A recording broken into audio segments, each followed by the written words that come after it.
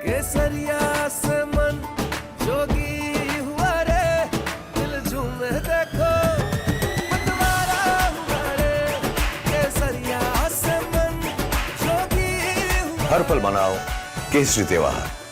विमल, बोलो जुबान केसरी।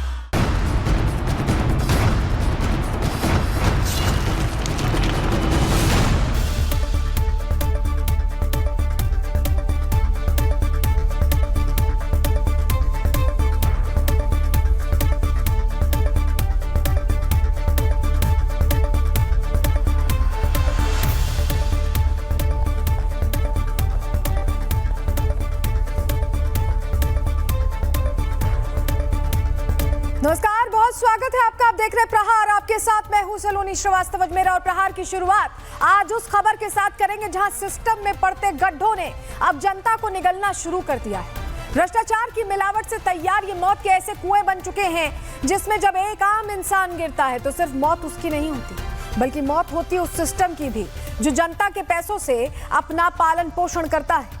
नोएडा में मौत के गड्ढे की खबर से हम निकले भी नहीं थे कि दिल्ली में ऐसी ही मौत का गड्ढा तैयार मिला है, जहां एक बार फिर सिस्टम की कारगुजारियों ने एक निर्दोष की जान ले ली है। ये महज एक हादसा नहीं है बल्कि मर्डर है, वो मर्डर जिसमें शव की शिनाख्त तो कर ली गई, लेकिन अब जरूरत है सड़ गल चुके इस सिस्टम की शिनाख्त करने की भी, ताकि देश गड्ढों में गिरने से होने वाली मौतों को आंकड़ों की शक्ल में फाइलों में दफन न कर दे, बल्कि मौत के इन गड्ढों के गुनहगारों को भी इसकी सजा मिल सके। साथ ही जिन कंधों पर जनता ने जिम्मेदारी सौंपी है, आज उन्हें भी जवाबदेही साबित करनी होगी। रिपब्लिक भारत के माइक पर जिम्मेदारों से भी सवालों का प्रहार होगा। दूसरी खबर उस पाकिस्तान की जिसमें बलोच बॉम्बर मुल्ला मुनीर की तरफ बढ़ चुके हैं। इस्लामाबाद की गलियों में जुमे की नमाज के बीच एक ऐसा धमाका हुआ जिसकी गूंज रावलपिंडी तक जा पहुंची। बलोच शेरनी वर्सेस जालिम डिक्टेटर की माफ कीजिएगा, ये ऐसी जंग है जो अब शुरू हो चुकी है और पाकिस्तान के 4 टुकड़ों में बंटने का ये पहला ट्रेलर है।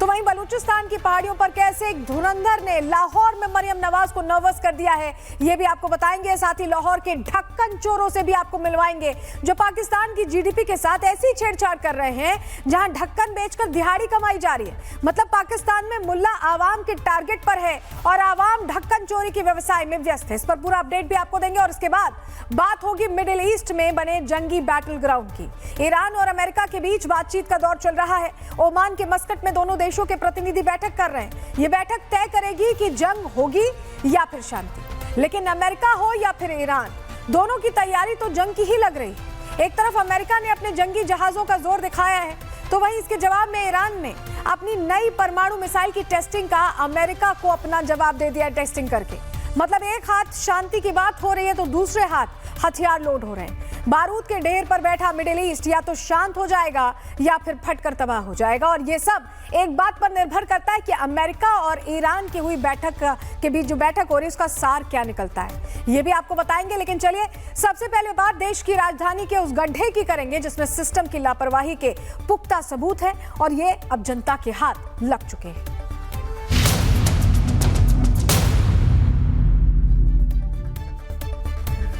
तो प्रहार में सबसे पहले अब बात करने जा रहे हैं दिल्ली की, जहां पर कमल नाम के एक युवक की गड्ढे में गिरकर मौत हो गई। ये सवाल वही है कि ये मौत है या फिर हत्या, क्योंकि कमल की जान दिल्ली जल बोर्ड की तरफ से खोदे गए गड्ढे में गिरने से। परिवार वालों का कहना है कि कमल रात भर तड़पता रहा, मदद की गुहार लगाता रहा, लेकिन सिस्टम सोया रहा। पुलिस तक एक्शन नहीं लेने पहुंची। क्या है पूरा मामला, इस पर पूरी डिटेल आपको देंगे। ये भी बताएंगे कि इस पर किस तरह से राजनीति शुरू हो गई। लेकिन सबसे पहले आपको दिल्ली के जनकपुरी की तस्वीर हम दिखाते हैं। आप जरा इस तस्वीर को देखिए।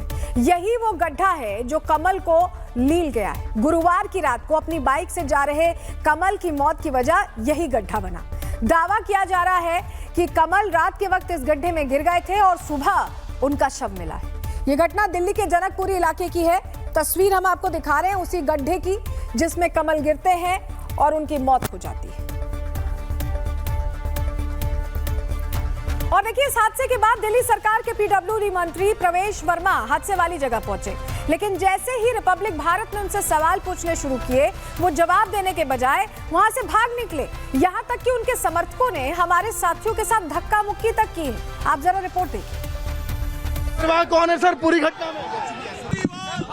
कल देर रात प्रशासन क्यों नहीं जगा?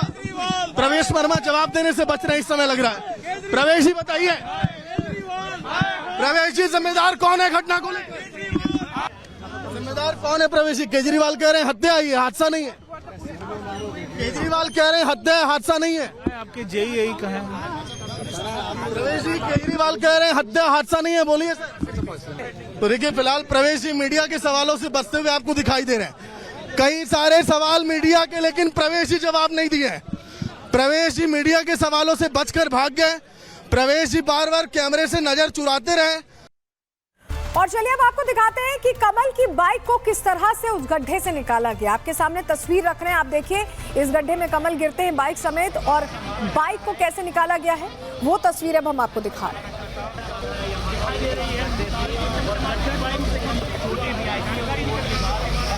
तो कमल तो नहीं बच पाए, उनकी बाइक को निकाला गया है।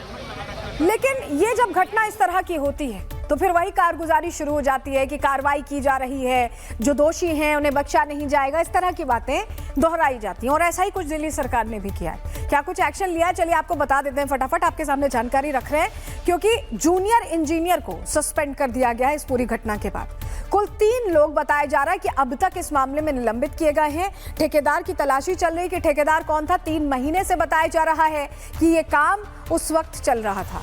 100 मीटर के दायरे में बैरिकेडिंग का भी दावा किया जा रहा है सरकार की तरफ से। जल बोर्ड ने ये बड़ा गड्ढा खुदवाया था, आसपास ट्रैफिक को कम किया गया था। रात के वक्त में यह हादसा हुआ है और सुबह शव मिला है। सुबह महिला ने फोन करके पुलिस को इसकी जानकारी दी है कि यहाँ एक शख्स ऐसे गड्ढे में पड़ा हुआ है। तो ये सारी चीजें हुई। कहा जा रहा है कि 100 मीटर के दायरे में बैरिकेडिंग कराई गई है, लेकिन ये सब कुछ तब होना चाहिए था जब ये गड्ढा खुदवाया गया था। इतना बड़ा गड्ढा, कोई भी इसमें गिर सकता था। एक शख्स की जान चली गई, उसके बाद आप सस्पेंशन करते रहिए, बातें करते रहिए, लेकिन वो शख्स वापस नहीं आने वाला है। इसको लेकर प्रवेश वर्मा जो पीडब्ल्यूडी मंत्री हैं, उनका क्या कहना है, उन्हें सुन लीजिए। क्या इसमें गैर इरादतन हत्या का मामला नहीं होना चाहिए सर? बिल्कुल होना चाहिए। अब आप पूछिए किस पर होना चाहिए, किस पर होना चाहिए? अब आप पूछिए किस पर होना चाहिए? सर 7 अलग अलग पुलिस थानों में इस कमल के दोस्त और रिश्तेदार पुलिस के लोग उनके परिवारजनों के साथ में यहाँ पर उनको ढूंढने की कोशिश रात को ही किया है। रात को ही किया है। किस पर होगा, किस पर मामला दर्ज होगा? गैर इरादतन हत्या का मामला आपने कहा कि बनता। हमारी कमेटी की जो रिपोर्ट आएगी उसके बाद में कड़ी से कड़ी कार्रवाई होगी। क्या बड़े अधिकारियों को छोड़ देने के लिए क्या कमेटी बनती है सर? 3 ZRO को ZRO नहीं हुआ है भैया, एक ही एक्शन हुआ है। क्या सर एक एक्शन हुआ है, कुछ स्तरीय बहुत बड़ी, मैं कह रहा हूँ इस तरह जो भी होगा, जो भी अधिकारी, हमने कहा कि हमने पिछले महीने ही सर्कुलर दे दिया था, उसका फॉलो कैसे नहीं हुआ, जो भी उसमें रिस्पॉन्सिबल होगा उस पर कार्रवाई होगी। और देखिए सिर्फ नेता नहीं बल्कि पुलिस के अधिकारी भी इस हादसे पर जवाब देने को तैयार नहीं है। जनता के सीधे सवाल इन्हें कितने चुभते हैं, इसका लाइव सबूत आपको दिखा रहे हैं। पुलिस कुछ नहीं करती है। क्या बीजेपी सरकार में पुलिस को बोलने का अधिकार नहीं है? सर ये पर्दे के पीछे कब तक रहेंगे सर? सर ये ब्लैक शीशा लगा के आप जिम्मेदारी से भाग रहे हैं। एक जान चली गई है सर। सर थोड़ी सी जिम्मेदारी लीजिए। ये देखिए, ये पुलिस की बेशर्मी, ये पुलिस की बेशर्मी, दिल्ली पुलिस के निकम्मापन। पहले तो उनके निकम्मेपन की वजह से एक जान चली जाती है, और उसके बाद कोई जिम्मेदारी लेने के बजाय जांच और कमेटी की खानापूर्ति। और पुलिस वाले देखिए, ऐसा लगता है इनके मुंह में दही जम गया, जबकि पुलिस वालों की लापरवाही से, क्योंकि बार बार कॉल किया गया, जैसे नोएडा में युवराज मेहता के मौत मामले में, तब भी कोई असर नहीं और अभी भी कोई असर नहीं। अंदाजा लगाइए सिस्टम कितना सड़ा हुआ है, और उसके निकम्मेपन की वजह से एक जान चली गई फिर से। आखिर इस तरह से मुंह क्यों छिपाया जा रहा है, जवाब देते क्यों नहीं बन रहा? क्योंकि सिस्टम की लापरवाही का शिकार हुए कमल के भाई ने जो आरोप लगाए, वो सिस्टम पर बहुत गंभीर सवाल खड़े कर रहे हैं। कमल के भाई का कहना है कि उसने न केवल अपने भाई की तलाश की, बल्कि वो 6 अलग अलग पुलिस थानों में रात भर घूमते रहे, लेकिन किसी के कानों में जू तक नहीं रेंगी। सुनिए कमल के भाई का क्या कहना है। पुलिस की तरफ से कोई कॉल नहीं आया। सामने से मैंने कॉल किया अपने भाई का, तो सामने से किसी पुलिस ऑफिसर ने फोन उठाया कि आप इस लोकेशन पे आ जाओ, यहाँ पे आपके भाई का ऐसा एक्सीडेंट हो गया है। लेकिन जिस लोकेशन पे आपके भाई की डेड बॉडी पड़ी हुई थी, वो रात को आप लोगों ने उस गड्ढे में देखा था या नहीं? हाँ वो देखा था मैंने, रात को अराउंड 1 बजे के आसपास। वहाँ पे एक झुग्गी थी, उसकी भी लाइट वाइट जलती थी। मैंने देखा तो उस टाइम मुझे इतना कुछ नोटिस हुआ नहीं। तो यही है। अब ये लोग कह रहे हैं कि ये आफ्टर 12 का ही सीन है, 12 से 12:30 के बीच का, बट मैंने आई थिंक 1 से 1:30 के बीच में देखी थी। इसने आप लोगों को सपोर्ट किया? पुलिस ने तो सपोर्ट ऐसा कुछ नहीं किया, पर आज हमारी एसएचओ से बात होगी तो उन्होंने हमको आश्वासन दिया कि वो हमको सपोर्ट करेंगे अभी। अब देखिए, प्रवेश वर्मा चाहे कुछ भी कहें, लेकिन ये गड्ढा कैसे मौत की वजह बना, इसके कई एंगल्स हैं। लेकिन सबसे पहले समझिए कि आसपास के लोगों ने क्या आरोप लगाए हैं।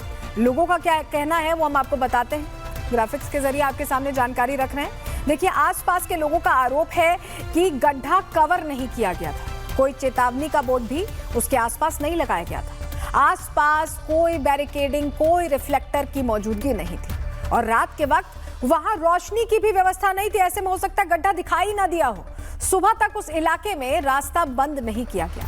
आनन फानन में गड्ढे के चारों तरफ हरे पर्दे लगाए गए जब घटना हो गई। हादसे के बाद आखिर प्रशासन क्यों जागा, ये सवाल है। क्या ये पहले नहीं किया जा सकता था? इस हादसे के बाद दिल्ली सरकार निशाने पर आ गई है। दिल्ली के पूर्व सीएम अरविंद केजरीवाल ने दिल्ली की रेखा गुप्ता सरकार पर सवाल खड़े किए हैं और ट्वीट किया है, कहा है कि यह हादसा नहीं बल्कि ये हत्या है। नोएडा की घटना से भी बीजेपी ने कुछ नहीं सीखा, यह भी लिखा है। घोर लापरवाही और गैर जिम्मेदाराना रवैया अब बीजेपी सरकारों की पहचान बन चुका है, जिसका खामियाजा आम जनता भुगत रही है।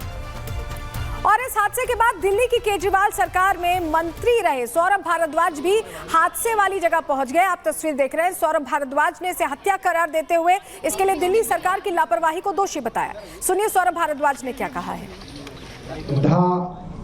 वहां था और उन गड्ढों के विषय में आरडब्ल्यू लगातार प्रशासन को कंप्लेंट कर रही थी, या आरडब्ल्यू से वहां पे जाके पता कर लीजिए। झूठे मंत्री आशीष सूद वहां पे सुबह सुबह बहाने बनाने पहुंचे।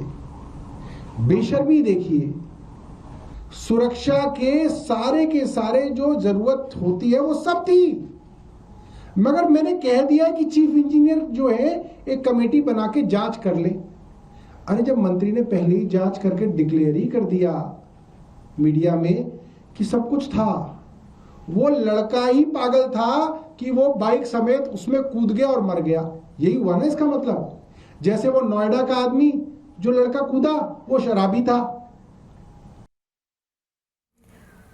और इस घटना पर मचे सियासी बवाल के बाद सबसे पहले दिल्ली जल बोर्ड ने सोशल मीडिया पर एक पोस्ट करके अपनी गलती मानी और कमल के परिवार के लोगों से माफी मांगी। आप वो पोस्ट भी देख रहे हैं जो किया गया है। लेकिन क्या इस माफी से कमल वापस जिंदा हो सकते हैं? सवाल यह, इतना लंबा चौड़ा जो पोस्ट किया गया, इसके बजाय अगर व्यवस्था की जाती तो शायद कमल जिंदा होते। हालांकि दिल्ली सरकार के मंत्री आशीष सूद ये साबित करने में लगे दिखे कि वहां सुरक्षा के पुख्ता इंतजाम थे। मतलब आशीष सूद के मुताबिक ये घटना दिल्ली सरकार की लापरवाही की वजह से नहीं हुई। उन्हें भी सुन लीजिए आप। अगर किसी की कोई कमी पाई जाएगी उसको बख्शा नहीं जाएगा, मगर इससे जो दुखद घटना हुई है उसकी पूर्ति नहीं होगी।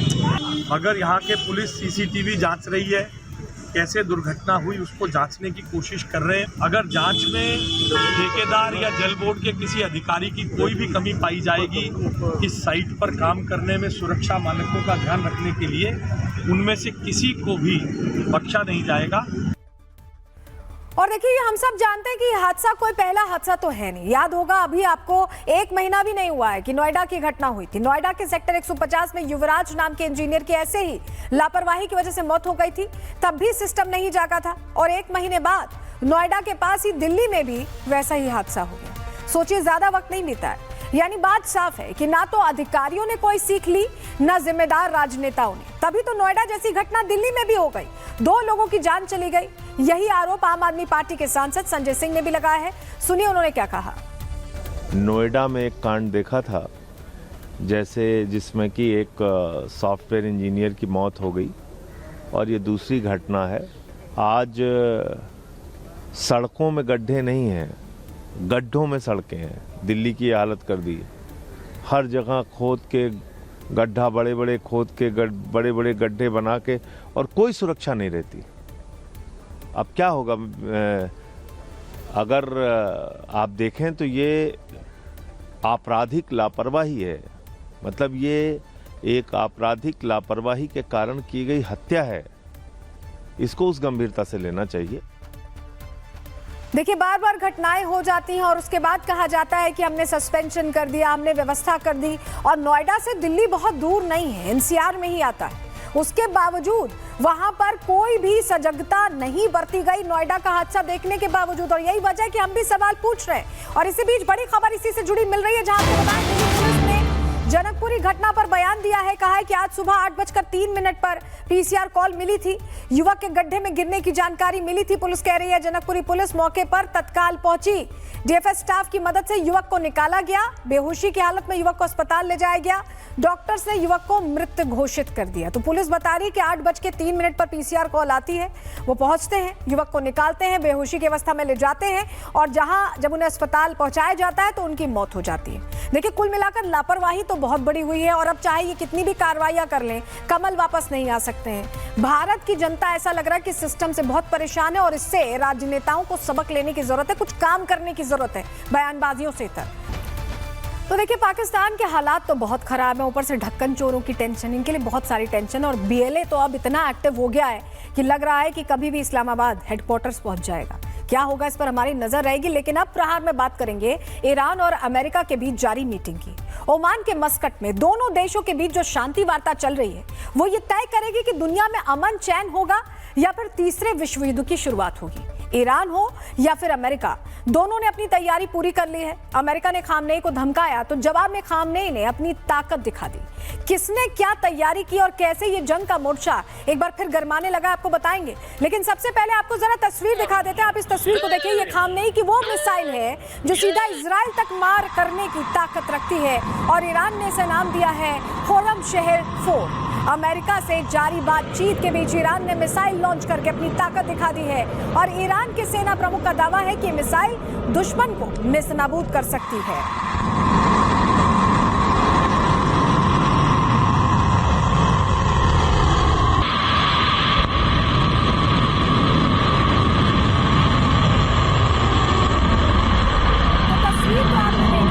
तस्वीर देख ली इस मिसाइल की, लेकिन ये कितनी खतरनाक है, ये मिसाइल कितना नुकसान पहुंचा सकती है। और इस मिसाइल को इस समय लॉन्च करके जब बातचीत हो रही है, क्या मैसेजिंग करना चाहते हैं खामनेई? ग्राफिक्स के जरिए आपके सामने जानकारी हम रखते हैं, क्योंकि ईरान की मिसाइल का नाम हम आपको बताएं खुर्रम शहर 4 है। ईरान की सबसे एडवांस्ड बैलिस्टिक मिसाइल है ये और बताया जा रहा है कि इस मिसाइल के जरिए एक संदेश देने की कोशिश है, क्योंकि मिसाइल की रेंज 2000 किलोमीटर है। आप समझ रहे हैं, इजराइल जद में है इसकी। 1500 किलो तक बारूद ले जाने में ये सक्षम है और ये मैक्स 17 तक की स्पीड पकड़ सकती है, मतलब आवाज की रफ्तार से 17 गुना तेज। आप सोच रहे हैं क्या स्पीड होगी इसकी? और इसी वजह से डिफेंस सिस्टम के लिए इसे पकड़ पाना बहुत मुश्किल हो जाएगा। तो काफी सारी खूबियों से लैस ये मिसाइल इसी टाइम जब लॉन्च की गई, तो इसका मतलब है कि खामनेई बात के साथ साथ शक्ति प्रदर्शन भी कर रहे हैं, मैसेज भी दे रहे हैं। और ये देखिए, ये मिसाइल टेस्टिंग इतनी अहम क्यों है? वजह आप समझिए, इसकी टाइमिंग जिसका जिक्र हम कर रहे हैं। ये मिसाइल टेस्ट ऐसे वक्त पर किया गया जब ओमान में अमेरिका और ईरान के बीच शांति वार्ता चल रही है। इस बैठक के लिए ईरान के विदेश मंत्री अब्बास अराक्ची मस्कट पहुंचे। मतलब एक तरफ अराक्ची शांति की बात करते मस्कट पहुंचे, तो दूसरी तरफ उन्होंने अमेरिका को यह संदेश भी दे दिया कि ईरान किसी के आगे झुकने वाला बिल्कुल नहीं। और देखिए, अराक्ची का संदेश साफ है कि ईरान की तैयारी पूरी है। खामनेई के लड़ाकों ने ट्रंप की चेतावनियों के बावजूद समंदर में अपनी पेट्रोलिंग जारी रखी। ईरान के छोटे जहाज और सैनिक समंदर में लगातार गश्त कर रहे हैं, क्योंकि वो गलती का एक भी मौका छोड़ना नहीं चाहते हैं। आप इस तस्वीर के जरिए समझिए। और दूसरी तरफ ये भी जानिए कि विदेश मंत्री अराक्ची अमेरिका की डील करने मस्कट पहुंचे। यानी चाहे जंग हो या शांति, खामनेई दोनों के लिए तैयार है। लेकिन सवाल है कि आखिर अमेरिका और ईरान के बीच जारी ये बातचीत मुकाम तक क्यों नहीं पहुंच पा रही? तो असल में दोनों के बीच कुछ बातों को लेकर जबरदस्त रस्साकशी है। आपको ग्राफिक्स के जरिए बताते हैं पूरी कहानी। देखिए, ईरान और अमेरिका बातचीत में एकमत नहीं है, दोनों अपनी अपनी शर्तों पर अड़े हुए हैं। परमाणु कार्यक्रम को लेकर दोनों के बीच गंभीर मतभेद है और अमेरिका चाहता है कि ईरान परमाणु प्रोग्राम पूरी तरह से बंद कर दे। ईरान के मिसाइल प्रोग्राम पर भी अमेरिका की नजर है। ईरान सिर्फ परमाणु कार्यक्रम पर बात करने को तैयार है। मिसाइलों के मामले में ईरान चाहता है कि उसे फ्री हैंड दिया जाए, इस पर कोई बातचीत ना हो। और इसी वजह से अब्बास अराक्ची ने साफ कर दिया है कि ईरान अपनी शर्तों को कुर्बान नहीं करेगा। ईरान आजाद मुल्क है और इसीलिए उस पर अमेरिका की दादागिरी नहीं चल सकती। अराक्ची ने ट्वीट कर दो टूक देखिए कहा है। जो ट्वीट किया वो हम आपको दिखा रहे हैं कि अगर अमेरिका सम्मान चाहता है तो उसे ईरान को भी उतना ही सम्मान देना होगा। अब आप समझ गए कि ये अमेरिका को अपना रुख बिल्कुल साफ कर दिया ईरान ने। और अमेरिका भी कम नहीं है, वो उसे धमकी पर धमकी दिए जा रहा है, कभी इशारों में तो कभी सीधे मुंह। व्हाइट हाउस की तरफ से खामनेई को चेतावनी भरे लहजे में कहा गया है कि अगर ईरान अमेरिका की शर्तें नहीं मानता है तो फिर ट्रंप के पास कई और रास्ते हैं। सुनिए क्या कहना है अमेरिका का। The president has obviously been quite clear in his demands of the Iranian regime. The president has many options at his disposal aside from diplomacy as the commander-in-chief of the most powerful military in the history of the world. तो अब क्या होता है इस बातचीत के बाद, इस पर हमारी नजर रहेगी। फिलहाल प्रहार में वक्त हो गया एक छोटे से ब्रेक का। जल्द लौट रहे हैं कुछ और खबरों के साथ।